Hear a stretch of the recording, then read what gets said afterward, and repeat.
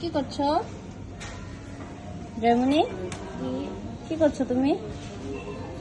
তুমি তানাবাদা ফেস্টিভ্যালের জন্য উইশ লিখছো? আগামীকাল হচ্ছে জাপানে স্টার ফেস্টিভ্যাল শুরু হতে যাচ্ছে। আগামীকাল হচ্ছে 7 মাসের 1 তারিখ। 7 মাসের 1 তারিখ থেকে শুরু হয়ে যায় তানাবাতা ফেস্টিভ্যাল।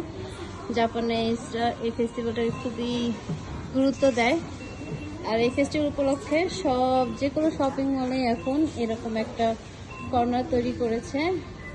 সব শপিং মলে আছে এখন মোটামুটি এরকম একটা কর্নার থাকে যেখানে স্টারের কাছে মানে তারার কাছে বিভিন্ন উইশ লিখতে হয়। এখানে সবাই সবার উইশ লিখে লিখে চলে গেছে।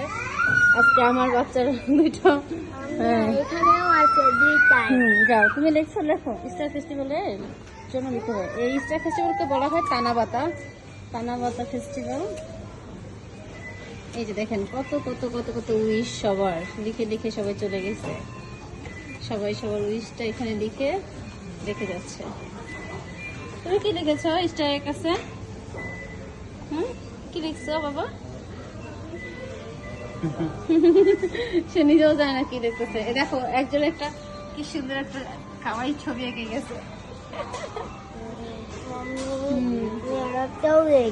আরেকটা লিখবো না, ওখান থেকে নিয়ে লেখো। এটা করা শেষ হইল। বিভিন্ন রকমের কালার পেন দেওয়া আছে আর এরকম স্টার করে কাগজ দেওয়া আছে। এর মধ্যে সবাই সবার উইশ লিখে লিখে এখানে টাঙিয়ে দিয়ে যাবে। এতে কি হবে? আসলে উইশ পূরণ হবে। মজার ইন্টারেস্টিং। জাপানিজরা কিছু ফেস্টিভ্যাল পালন করে, যদিও এই ফেস্টিভ্যালে কোনো ছুটি নাই, শুধু শুধু ফেস্টিভ্যাল, ছুটি ছাড়া ফেস্টিভ্যাল। তো ভালোই লাগে দেখতে। সুন্দর করে একটা কর্নার সাজাইছে, এরকম সাজিয়ে এভাবে স্টারের কাছে সবাই উইশ লিখে যাবে।